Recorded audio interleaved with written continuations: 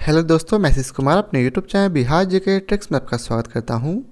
आज हम लोग एसपीडी के रेलवे सामान्य विज्ञान के अंतर्गत इसके प्रैक्टिस सेट 54 के सभी प्रश्नों को इस वीडियो में देखेंगे।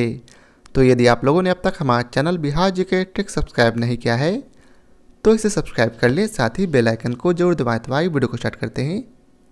तो आज का पहला प्रश्न है, बैकन, हैम और लॉर्ड मिलते हैं किससे? तो बैकन, हैम और लॉर्ड जो हैं वह सूकरों से मिलते हैं। किससे मिलते हैं? सूकरों से। अगला प्रश्न है, मधुमक्खी का डंक रूपांतरित है किसका? तो मधुमक्खी का जो डंक है वह अंड निक्षेपक का रूपांतरण है। किसका रूपांतरण है? अंड निक्षेपक का। अगला प्रश्न है, मृत केंद्र किस में उत्पन्न होता है? तो मृत केंद्र जो है वह ईख में उत्पन्न होता है।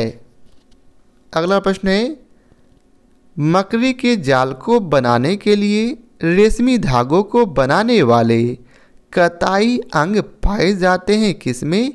तो यह जो है ओपिस्थे सोमा में पाए जाते हैं। किसमें पाए जाते? ओपिस्थे सोमा में। अगला प्रश्न है, रासायनिक विश्लेषण के बाद बोतल कॉर्क में मुख्य रूप से निम्नलिखित पाया जाता है। क्या पाया जाता है? तो इसमें कार्बोनेट पाया जाता है।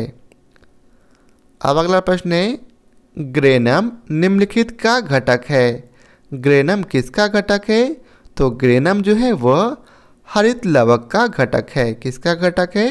हरित लवक का। अगला प्रश्न है, इनमें से कौन सा सूक्ष्मतम तत्व है? तो कौन सा है सूक्ष्मतम तत्व? तो इसका उत्तर है क्लोरीन। क्लोरीन जो है इनमें से सूक्ष्मतम तत्व है। अगला प्रश्न है, पादपों में जल और खनिज लवणों का परिवहन होता है किसके द्वारा? तो पादपों में जल और खनिज लवणों का जो परिवहन है वह दारू अर्थात जाइलम द्वारा होता है। किसके द्वारा? जाइलम के द्वारा। अगला प्रश्न है, रुधिर में यूरिक अम्ल की उच्च मात्रा निम्न रोग का लक्षण है। किस रोग का लक्षण है? तो इसका उत्तर है गाउट रोग का। अब अगला प्रश्न है, पोलियो विषाणु शरीर में प्रवेश करता है किससे? तो पोलियो विषाणु जो है वह शरीर में दूषित खाद्य और पानी से प्रवेश करता है। कैसे प्रवेश करता? दूषित खाद्य और पानी से। अगला प्रश्न है, सबसे छोटा जीवित वानर कौन है? तो सबसे छोटा जीवित वानर है गिब्बन। कौन है? गिब्बन जो है सबसे छोटा जीवित वानर है। अगला प्रश्न है, मैग्नेटिक फ्लक्स की यूनिट अर्थात इकाई क्या है? तो मैग्नेटिक फ्लक्स की इकाई है वेबर। क्या है? वेबर। अगला प्रश्न है, किसी वस्तु का भार बराबर होता है गुरुत्वीय त्वरण और नीचे दी गई गुणनफल के। अर्थात किसी वस्तु का भार गुरुत्वीय त्वरण और किसके गुणनफल के बराबर होता? तो इसका उत्तर है द्रव्यमान के। अगला प्रश्न है, निम्न में से कौन संक्षेपित घनत्व का मात्रक है? तो इसका उत्तर है ऑप्शन डी अर्थात इनमें से कोई नहीं। अब अगला प्रश्न है, वह प्रक्रम जो उपलब्ध ऊर्जा का क्षय नहीं करता क्या कहलाता है? तो ऐसा प्रक्रम जो है वह रुद्रोष्म प्रक्रम कहलाता है। क्या कहलाता? रुद्रोष्म प्रक्रम। अगला प्रश्न है, प्रतिध्वनि सुनने का कारण है। क्या कारण है प्रतिध्वनि सुनने का कारण? तो इसका उत्तर है ध्वनि तरंग का परावर्तन जो है प्रतिध्वनि सुनने का कारण है। अगला प्रश्न है, ध्वनि किस रूप में यात्रा करती है? तो ध्वनि जो है वह अनुदैर्घ्य तरंगों के रूप में यात्रा करती है। किस रूप में? अनुदैर्घ्य तरंगों के रूप में। अगला प्रश्न है, सामान्यतः वायरस निम्न को छोड़कर समस्त पौधे को संक्रमित करता है, तो किसे छोड़कर?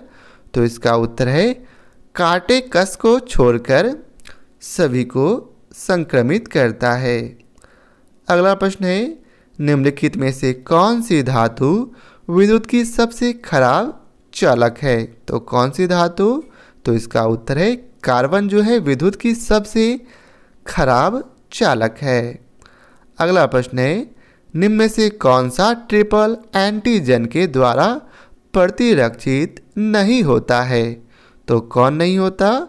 तो याद रखेंगे टाइफाइड जो है नहीं होता है। अब अगला प्रश्न है, हे ब्रिज किसको नापने के लिए प्रयोग किया जाता है? तो हे ब्रिज जो है वह इंडक्टेंस को नापने के लिए प्रयोग किया जाता है। अगला प्रश्न है, मानव गुर्दे में होने वाली अश्मीरी में ज़्यादातर होते हैं, क्या होते हैं? तो इसका उत्तर है कैल्शियम ऑक्जेलेट। मानव गुर्दे में होने वाली अश्मीरी में ज़्यादातर कैल्शियम ऑक्जेलेट होते हैं। अगला प्रश्न है, एक इंट्रिंसिक अर्धचालक का ताप गुणांक है, क्या है? तो इसका उत्तर है ऋणात्मक। अब अगला प्रश्न है, तेल, पानी व गैस किसी कुएं में निम्न आरोही क्रम में विद्यमान रहता है, तो यह किस क्रम में रहता? तो यह जो है ऑप्शन ए अर्थात सबसे नीचे पानी होगा, पानी के ऊपर तेल होगा और सबसे ऊपर गैस होगा। अब अगला प्रश्न है, यूरेनियम के दो समस्थानिक यूरेनियम 235 एवं यूरेनियम 238 में क्या समान है? तो इसमें जो है प्रोटॉनों की संख्या एक समान होती है। अगला प्रश्न है, सूर्य के अलावा हमारी आँख को बिना सहायता दिखाई देने वाला निकटतम तारा कौन सा है? तो इसका उत्तर है अल्फा सेंचुरी। अल्फा सेंचुरी जो है सूर्य के अलावा हमारी आँख को बिना सहायता दिखाई देने वाला निकटतम तारा है। अगला प्रश्न है, यदि वायुमंडल न होता तो दिन की अवधि क्या होती? तो यदि वायुमंडल न होता तो दिन की अवधि कम हो जाती, क्या होती? कम हो जाती। अगला प्रश्न है, एक पिंड किसी द्रव में तैर रहा है, पिंड और द्रव का घनत्व बराबर है, अगर पिंड को नीचे की ओर दबाकर छोड़ दिया जाए तो क्या होगा? तो इसका उत्तर है जहां उसे छोड़ा जाएगा वह वहीं रहेगा, क्या होगा? जहां उसे छोड़ा जाएगा वह वहीं रहेगा। अगला प्रश्न है, महान वैज्ञानिक आर्किमिडीज संबंधित थे, यह किस देश से संबंधित थे? तो यह जो है ग्रीस से संबंधित थे। अब अगला प्रश्न है, अगर किसी झील के तल से ऊपर आते बुलबुले के आयतन में वृद्धि होती है तो उस बुलबुले पर लगने वाला दाब क्या होगा? तो उस बुलबुले पर लगने वाला दाब जो है वह कम होगा। अगला प्रश्न है, रेगिस्तानों के बादल बरसते नहीं हैं, इसके क्या कारण है? तो इसके कारण है निम्न आर्द्रता के कारण रेगिस्तान के बादल बरसते नहीं हैं। अगला प्रश्न है, तेल में तैरती हुई एक वस्तु सदा अपना क्या विस्थापित करती है? तो इसका उत्तर है तेल का वॉल्यूम विस्थापित करती है, अर्थात तेल का आयतन हमेशा विस्थापित करती है। अगला प्रश्न है, द्रव की बूंद द्वारा सिकुड़ने तथा न्यूनतम आयतन ग्रहण करने की प्रवृत्ति निम्नलिखित गुण के कारण होती है, किस गुण के कारण होती है? तो इसका उत्तर है पृष्ठ तनाव के कारण होती है, किसके कारण?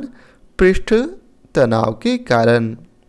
अब अगला प्रश्न है, हिम नदी से बर्फ पिघलना प्रारंभ होता है, तो इसका उत्तर है निचली सतह से। तो यह था आज के प्रैक्टिस सेट का आखिरी प्रश्न। आशा करता हूँ आप लोगों को हमारी यह वीडियो पसंद आया हो। यदि आप लोगों को हमारी यह वीडियो पसंद आया हो तो इसे लाइक और शेयर ज़रूर करें। तो आज के लिए बहुत बहुत धन्यवाद।